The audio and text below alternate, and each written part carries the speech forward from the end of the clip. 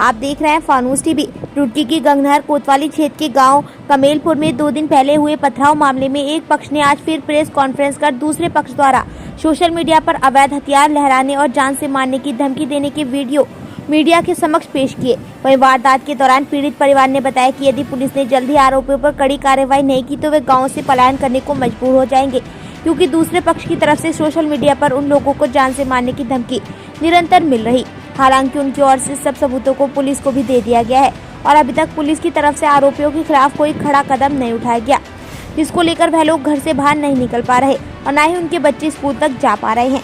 पीड़ित परिवार ने कहा कि अगर गांव का यही माहौल रहा तो उन पर कोई कार्रवाई नहीं हुई तो वे गांव से अपना घर छोड़कर कहीं और चले जाएंगे। भाई 2 दिन से जहाँ ना 2-3 दिन से इन लोगों ने जैसे मान लिया ये हमला हुआ और मस्जिद में हम नमाज़ पढ़ने के लिए जा रहे थे और इन लोगों ने जहाँ ना प्लानिंग के साथ जहाँ ना ये इस तरह का मामला किया। और सबसे बड़ा तो ये प्रमाण है कि कोतवाल साहब ने जी मौके बांध के देखा कि दरवाजे के सामने बजरी का ढेर लगा हुआ कि भाई ये किसका, अब उन्हीं का निकला और उन्होंने उठवाया भी।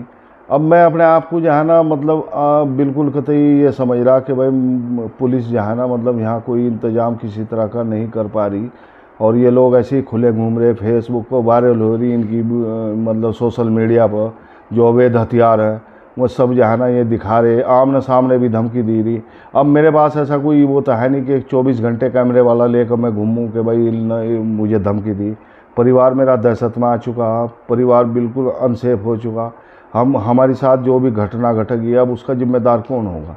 शासन प्रशासन की परिस्थिति में आदमी जहाँ ना कानून की दायरे में अपनी ज़िंदगी गुजारता है, जब कानून से में लोग बाहर हो गए और हम लोग कानून के अंदर है और वो खुलेआम, तो फिर किस तरह से मानना जाके भाई हम जो है ना कानून क्या हम सुविधा मिली क्या किसी तरह की, मतलब वो खुलेआम घूम रहे हथियार ले। वीडियो है आपके पास आई है? अब वो सारी वीडियो पुलिस के पास पहुंच चुकी है और दूसरी बात ये है कि वो देने की भी ज़रूरत, क्योंकि पुलिस के पास था ऑटोमेटिक जहाँ ना इस तरह का नेटवर्क है कि भाई कोई भी सोशल मीडिया पर फेसबुक को जो भी डाल लगा ऑटोमेटिक वहाँ चेक हो रहा, वो दिख रहा। और हमने 17 लोगों की एक एप्लीकेशन भी दी थी थाने में।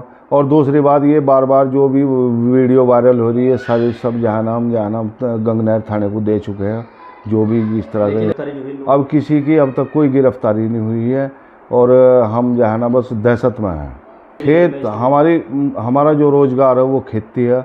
हमारी खेती बिल्कुल कतई व्यवस्था ख़राब हो चुकी है। बच्चे स्कूल जा रहे थे, हमने बंद कर दिए स्कूल भेजने। अब हमारी प्लानिंग क्या है कि हम यहाँ से मकान बेचें, जाए क्या करें क्या ना करें, मतलब प्लान कर सकते हैं हाँ, बस उसके अलावा तो हमारे पास कोई रास्ता नहीं है। लोग दूसरे परिवार के हैं जो कि 2 महीने पहले इनसे पहले भी झगड़ा हुआ था बुग्गी को लेकर, चाचा जी के साथ बदतमीजी करी गई थी। तो उसी मामले में 2 महीने से ये लोग हमारी ताक में थे, हम आना जाना हमारा देख रहे थे और हमारे लिए जो है ना इन लोगों ने 20-20 10-10 लड़के हर चौराहे पे, गांव के चौराहे पे निकलने के लिए। उस बीच में गुलबार भाई हज पे गए हुए थे, तो हज से ये लौटे, तो लौटने के बाद जब नमाज़ पढ़ने के लिए गए तो इनके लिए भी उन लोगों ने 10-15 लड़के बाहर बिठा रखे थे। तो जैसे ये नमाज़ पढ़ने के लिए निकले थे तो इन्होंने मौके पर देखा कि भाई माहौल इन लोगों का ख़राब है और उन लोगों ने इनका पीछा भी किया, तो ये घर में आ गए। तो उसके बाद जब उन्होंने देखा तो कुछ मेहमान भी इनसे मिलने के लिए आए हुए थे उस टाइम पे। तो उसी बीच में जो है इन लोगों ने पथराव, गोली से, हथियारों से, पलकटी वगैरह सब लेके जितने भी ये कुनबे के लोग हैं सब चढ़ गए थे हमारे घर पे। तो हमें जान बचाना उस टाइम पे बहुत भारी हो गया था। तो हमने प्रशासन को कॉल करके उस टाइम पे मौके पे बुलाया। प्रशासन ने मौके का मुआयना किया और इन लोगों को जो है ना उसी टाइम पे बोला भी, और उस टाइम पे 2 चेतक वाले भी यहाँ पे छोड़ के गए।